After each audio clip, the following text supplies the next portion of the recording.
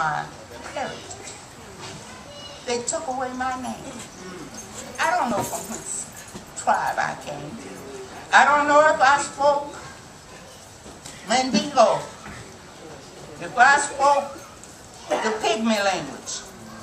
I don't know what I spoke or where I was, but I was snatched away from my land.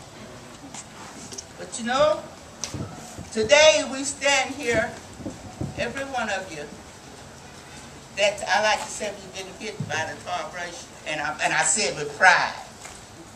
Every one of you that carry the hue of the black blood in your veins because of the blood of that first slave that stepped off that ship, we're carrying it today. We are his ancestors. You ought to be proud. Nothing is so shameful as a black person to say, I don't know what I am. You're ignorant as hell. That's one thing. Because regardless of what you are, if you got any black blood in you, you better put black on your ID. You see, that was the time that they made us trace our blackness back to 16th generation to be sure none of us got in there. You understand? We wasn't nothing but slaves, but you know, to be sure, see a lot of, I don't want to get off into this, but I'm going. I'm going because I'm telling the truth. You see, we like to say, I'm a hectagon, I'm a quadrum, and I'm all this malad and all this stuff. That's what was happening when the old slave master, he said we weren't human, but he had babies by us. Yep. You understand? Yeah. And then he would take those babies and take them to Rampart Street. You people listen to me because I'm talking history. Yes. And then the slave owners and their children, and for the old plantations, overseer and all those people, they went to Rampart Street. In other words, you wasn't even a good prostitute because you didn't pay you. They had set the place up there, and that's what they came and emptied their bowels into you because you were sport for them. That's what you were. They kept that. They kept that houses and those people. And as the women, blood, the further up they got, the more they were given as a place on Rampart Street, people. So when I see them sitting up talking about, I'm a quadrum, I'm a hectagon, or whatever, room. I just said, I encountered this when I was in L.A. And they called me the Freedom Rider.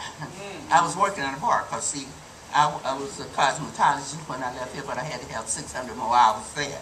So I worked in the day. I've done a lot of work, and I've done a lot of different jobs, and I thank God for them. Because I boss anything that I put my hand to, because I do a lot of praying, I do a whole lot of fighting, much more praying than I will work. I come from the cotton patch, if you want to know. That's the first job as a little child. But my father taught us to work. We didn't go to jail. It's okay, because I don't feel nothing. I remember Rudyard Kipling said, if you can walk with kings and not lose, come and touch, and I walk with the highs. And yet I know that my status as for financial needs was at the lowest. Yet I know who I am in here. Bows to nobody but God. So regardless of what is obtained over here on this earth, there's none but God greater than me. And if you know who you are, there's none greater than you but God. And be proud, black people.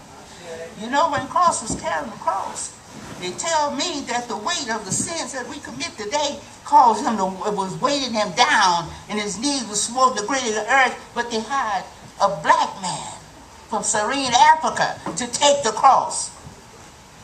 We don't never do anything good in life. That was the first thing that we reached out and helped toward Christ, reach Bible. My grandmother was a Bible scholar, and I read Bible. I taught Sunday school, and I'm not perfect. I'm not going to make myself look like no saint, but I know who my Redeemer is. And as long as you know, that's a good thing. And I'm going to get into some of this, but I just get carried away anyway. I'm going to read a little of this. And don't deny yourself, people. Don't deny yourself. Be proud of this black skin. It don't fade. One girl told me that her niece was a nurse. One woman told me I was in rehab over at St. Gabe. And she said, and my niece was she's in nurse training, you know. I'm in the pool with all of them, and nobody out there black with me. But see, I know who I am. And I'm up there just exercising, I'm listening. I like to listen to people that think I don't have something to know what to tell them. And she just kept bathing him and bathing this man. And she couldn't, it just kept getting dark. She didn't understand, you know, why she wasn't getting it, you know, she wasn't getting it clean. And she just couldn't get it clean. And then she realized he was a black man. I was in the pool, you know, I just kept it back. And so one of the little old girls that was lifeguard, she, shh, man, shh, pointing at me. I turned around, I said, oh, honey, let her say that. Where do your niece work, baby? Oh, she's in training. She's a nurse. I said, she's trained to be a nurse. I said, but I am a nurse. And I want to know where she works. Because if her mentality teaches her that she can rub this black off, and it comes on a towel, I want to be damn sure I don't go where she goes.